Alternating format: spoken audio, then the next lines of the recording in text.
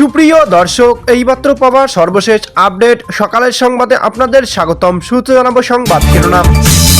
শুরুতে জানিয়ে দেব ডক্টর ইউনূসের ষড়যন্ত্রের বিচার করতে হাসিনা ফিরছেনি, সঙ্গে আওয়ামী লীগকে নিয়েই থাকছে বিস্তারিত। জানিয়ে দেব বিরাট সমঝোতা, ভার্চুয়ালি গোপন বৈঠক শেখ হাসিনায় প্রধানমন্ত্রী করছে তারেক রহমানকে। জানিয়ে দেব এবার নিজেকে স্বাধীনতার আসল ঘোষক হিসেবে দাবি করলেন মাওলানা কাজী ইব্রাহিম, চাঞ্চল্যকর তথ্য থাকছে বিস্তারিত। জানিয়ে দেব আজ রোববার থেকে আইন শৃঙ্খলা বাহিনী মোতায়েন, সেফ এবং উৎসবমুখর পরিবেশ, নারীরা ভোট দেবেন। জানিয়ে দেব আজ 8ই ফেব্রুয়ারি বিটিভিতে জাতির উদ্দেশ্যে ভাষণ দেবেন আল্লামা মামুনুল হক, থাকছে বিস্তারিত প্রতিবেদনে। সর্বশেষ জানিয়ে দেব রাজশাহী দুর্গাপুরে সরকারি পুকুরের মাছ নিয়ে গেল স্থানীয় বিএনপি নেতাকর্মী, থাকছে বিস্তারিত।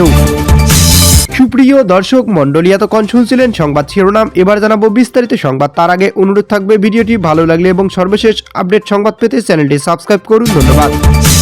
ষড়যন্ত্রের বিচার করতে শেখ হাসিনা ফিরবেনি, সঙ্গে আওয়ামী লীগকে নিয়ে। বাংলাদেশের ত্রয়োদশ জাতীয় সংসদ নির্বাচন আর মাত্র দিন কয়েক বাকি। ভোট নেই আওয়ামী লীগ, কিন্তু না থেকেও তারা প্রবলভাবে আছে। তদারকি সরকার দলটিকে নিষিদ্ধ ঘোষণা করছে, কিন্তু জনতার মনে তাদের নিষিদ্ধ করতে পারেনি। জনমানুষে তারা প্রবলভাবে রয়ে গিয়েছে। তার প্রমাণ সোশ্যাল মিডিয়া ভাইরাল হওয়া একটি ভিডিওতে। এক সংবাদ বিজ্ঞপ্তিতে এই ভিডিও সত্যতা যাচাই করে ঘটনা বাংলাদেশ জাতীয় প্রেস ক্লাব। ভাইরাল হওয়া ভিডিও এক তরুণীতে বলতে শোনা যায়, জয় বাংলা, জয় বঙ্গবন্ধু। তরুণীর মুখে এই স্লোগান শুনে আওয়ামী লীগ বিরোধী এক নেতা মেজাজ হারিয়ে ফেলেন, অকথ্য ভাষায় গালি দেন। ওই নেতাকে রাজাকারের বাচ্চা বলে মন্তব্য করেন। এখানেই শেষ নয়, তুই তোকারি সম্বোধন করে ওই নেতাকে তরুণী বলেন, তুই বেয়াদব, তুই যা এখান থেকে, তোর এই বাংলাদেশ থাকার কোনো অধিকার নেই। এই ভিডিও আরো একবার প্রমাণ করে দিল যে আসন্ন ভোটকে আওয়ামী লীগ প্রবলভাবে প্রভাবিত করবে। পদ্মপাড়ার বইতে শুরু করছে এক অদৃশ্য আওয়ামী হাওয়া। আওয়ামী লীগকে নিষিদ্ধ ঘোষণা করো, তা প্রভাব যে কোনোভাবে প্রতিহত করা যায় না, সেটা জানিয়ে দিল ব্রিটেনের প্রথম সারির একটি দৈনিক গার্ডিয়ান প্রতিবেদন। লেখা হয়েছে, আওয়ামী লীগ দেশে ফেরার জন্য মানসিকভাবে প্রস্তুত। ফিরবেন দলনেত্রী শেখ হাসিনাকে সঙ্গে নিয়েই। নির্বাচন হলে তারা ফিরবেন, না হলেও তারা ফিরবেন। বাংলাদেশে রাজনৈতিক বিশ্লেষকদের একাংশের ধারণা করেছিল আওয়ামী লীগ অধ্যায় শেষ, দেশে এক নতুন সূর্য উঠবে। এই ভবিষ্যৎবাণী করার আগে তারা ভুলে গিয়েছিল একটি কথা, শেষ নাহি যে শেষ কথাটি বলবে। আঘাত হয়ে দেখা দিল আগুন হয়ে জ্বলবে। তাদের ক্ষেত্রে যেটা হয়েছিল তা হলো ফুরায় যাতা, ফুরায় শুধু চোখে। আওয়ামী লীগকে শুধু চোখেই ফুরিয়েছিল, মানুষের মন থেকে, হৃদয় থেকে নয়। এদিকে বিরাট সমঝোতা, শেখ হাসিনা প্রধানমন্ত্রী করছে তারেক রহমানকে। 12ই ফেব্রুয়ারি বাংলাদেশে নির্বাচন লড়ছে না বাংলাদেশ ক্ষমতাচ্যুত প্রধানমন্ত্রী শেখ হাসিনা দল আওয়ামী লীগ। আওয়ামী লীগের কার্যক্রম নিষিদ্ধ করা হয়েছে। দলের বিপুল সমর্থক ভোট তারা কোনো পক্ষকেই ভোট দিতে পারবে না। রাজনৈতিক মহল বলছে 32.9% আওয়ামী লীগ সমর্থক, জামাতের পক্ষে রয়েছে 13.2% সমর্থক। প্রাক্তন শাসক দলের 41.3% এখনো কোনো সিদ্ধান্ত নিতে পারেনি। অন্যদিকে বাংলাদেশের 17 বছর পর ফিরে এসেছেন তারেক রহমান। তারেক রহমানের ফেরার দলের নেতাকর্মীরা তারা ভোটের অনেকটাই খুশি। ভোটের আগে তারা বিভিন্ন জায়গায় যাচ্ছেন, সাধারণ মানুষের সঙ্গে কথা বলেছেন। প্রচারের মাধ্যমে তিনি ব্যাপক সাড়া পেয়েছেন। সম্প্রতি কিছু সমীক্ষাও সে কথাই বলছে। বুলেট প্রুফ গাড়ি থেকে কপ্টার সব মাধ্যমে যাচ্ছে প্রচারে। ভোটের আগে বাংলাদেশে চলছে সেয়ানে টক্কর। বিএনপি এবং এক জায়গায় আছে তারা একক আধিপত্যের স্বপ্ন দেখছে।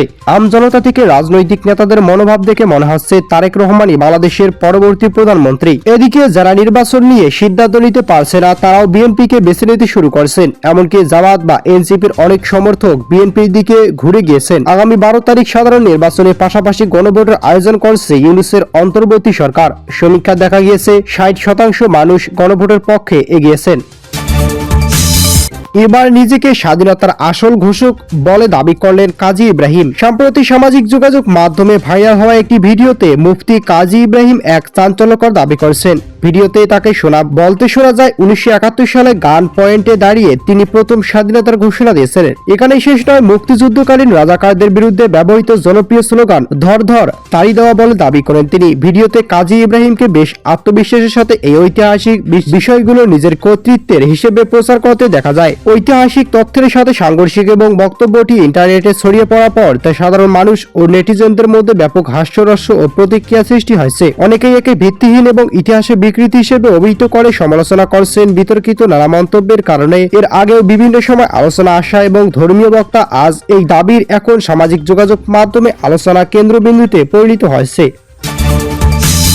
এদিকে আজ থেকে আইন শৃঙ্খলা বাহিনী মোতায়েন, সেফ এবং উৎসবমুখর পরিবেশে নারী ভোটার দেবেন ভোট। ত্রয়োদশ জাতীয় সংসদ নির্বাচন ঘিরে প্রচারণার প্রার্থীদের সহিংসতার প্রশংসার পাশাপাশি নির্বাচনের প্রস্তুতি পর্ব নিয়ে সন্তোষ প্রকাশ করছে অন্তর্বর্তী সরকার প্রধান উপদেষ্টা অধ্যাপক ডক্টর মোহাম্মদ ইউনূস। এদিকে আজ প্রধান উপদেষ্টা বাসভবন যমুনায় এক সংবাদ সম্মেলনে এ তথ্য জানিয়েছেন প্রেস সচিব শফিকুল আলম। প্রেস সচিব জানান, প্রধান উপদেষ্টা বলেছেন, উৎসবমুখর পরিবেশে নির্বাচন প্রচারণা চলছে, কেউ কারো বিরুদ্ধে কটু কথা বলছে না, প্রস্তুতি পর্ব ভালোভাবে সম্পন্ন হয়েছে, ভোট যেন সুষ্ঠু হয় সেটাই এখন বড় চ্যালেঞ্জ। এবারে নির্বাচনী শেপ হবে এবং উৎসবমুখর পরিবেশ নারীরা ভোট দেবেন বলেও আশা প্রকাশ করেছেন তিনি।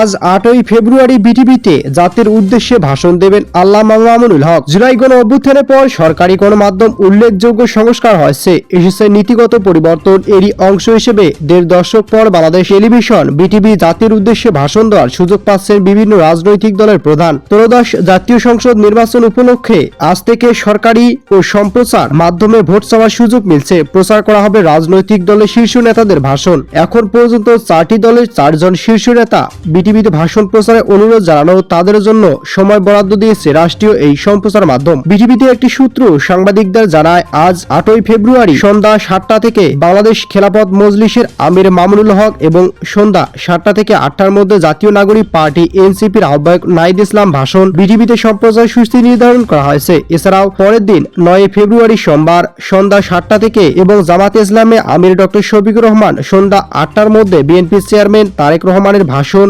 প্রচারে সূচি ঠিক করা হয়েছে। সরকারি পুকুরের মাছ ধরে নিয়ে গেল স্থানীয় বিএনপি নেতাকর্মীরা। এদিকে এজাহার সূত্রে আজ জানা যায়, নারায়ণপুর মৌজা খতিয়ান 89% সরকারি খাস পুকুর সাব রেজিস্ট্রার নিজের লিজে নামে এবং চাষাবাদ করেছিলেন। থানা স্বেচ্ছাসেবক দলের আহ্বায়ক জিলহজ মাহমুদ লিজকৃত পুকুর দেখে আসার পথে নারায়ণপুর বাজারে পথরোধ করে বিবাদী দল বলে তিনি জানান, আমাদের এলাকায় মাছ চাষ করতে হলে আমাদেরকে 10 লক্ষ টাকা চাঁদা দিতে হবে, নইলে জোরপূর্বক পুকুরে মাছ ধরে নিয়ে বিক্রি করে চাঁদার টাকা আদায় করব। বিবাদীদের টাকা দিতে অস্বীকার করায় আজ লিজকৃত পুকুরের রাত আনুমানিক 12 ঘটিকার সময় উল্লেখিত বিবাদীগণ জেলে ভাড়া করে আমার পুকুরের মাছ ধরেন। আমাকে নারায়ণপুর এলাকা অজ্ঞাত নামা ব্যক্তি মোবাইল করে জানায় যে আমার পুকুরে বিবাদীরা মাছ ধরছে।